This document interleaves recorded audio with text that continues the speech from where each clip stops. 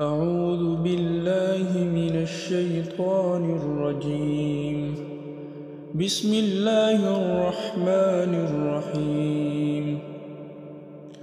الرحمن علم القرآن خلق الإنسان علمه البيان. الشمس والقمر بحسبان والنجم والشجر يسجدان والسماء رفعها ووضع الميزان ألا تطغوا في الميزان وأقيموا الوزن بالقسط ولا تخسروا الميزان والأرض وضعها للأنام فيها فاكهة والنخل ذات الأكمام والحب ذو العصف والريحان فبأي آلاء ربكما تكذبان خلق الإنسان من صلصال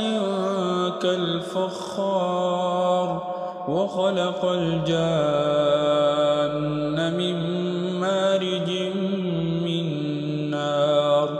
فبأي آلاء ربكما تكذبان رب المشرقين ورب المغربين فبأي آلاء ربكما تكذبان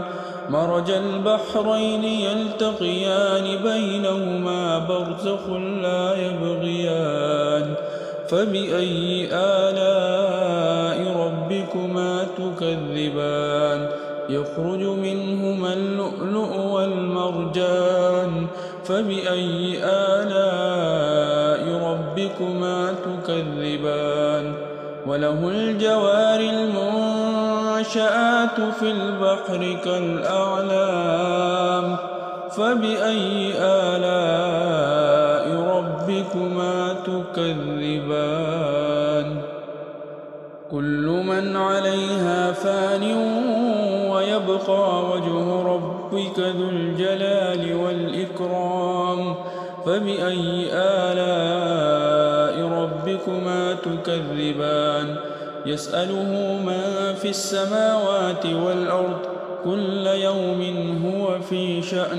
فبأي آلاء ربكما تكذبان سنفرغ لكم أيها الثقلان فبأي آلاء ربكما تكذبان يا معشر الجن والإنس إن استطعتم أن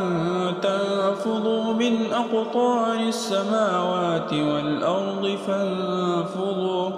لا تنفذون إلا بسلطان فبأي آلاء ربكما تكذبان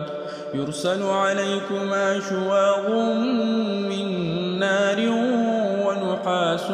فلا تنتصران فبأي آلاء ربكما تكذبان فإذا انشقت السماء فكانت وردة كالدهان فبأي آلاء ربكما تكذبان فيومئذ لا يسأل عن ذنبه إنس ولا جان فبأي آلاء ربكما تكذبان يعرف المجرمون بسيماهم فيؤخذ بالنواصي والأقدام فبأي آلاء ربكما تكذبان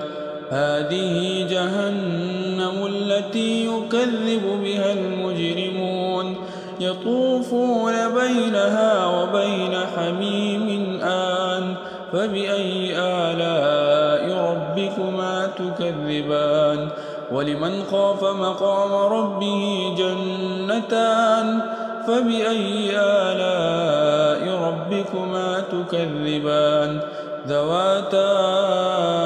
أفنان فبأي آلاء ربكما تكذبان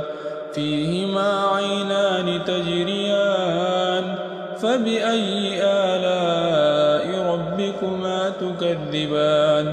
فيهما من كل فاكهة زوجان فبأي آلاء ربكما تكذبان متكئين على فرش بطائنها من استبرق وجنى الجنتين دان فبأي آلاء ربكما تكذبان فيهن قاصرات الطرف لم يطمثهن إنس قبلهم ولا جان فبأي آلاء ربكما تكذبان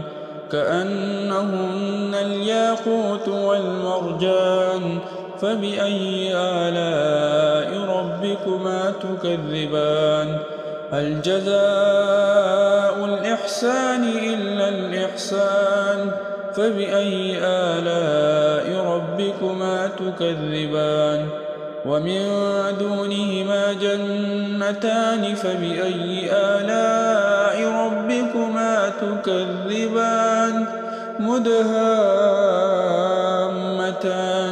فبأي آلاء ربكما تكذبان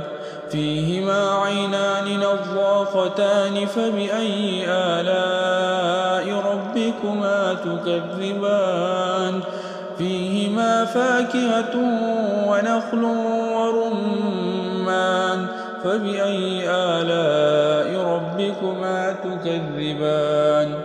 فيهن خيرات حسان فبأي آلاء ربكما تكذبان حور مقصورات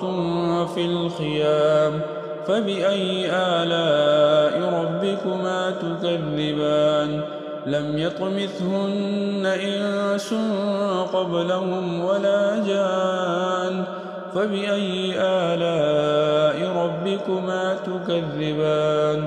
متكئين على رفرف خضر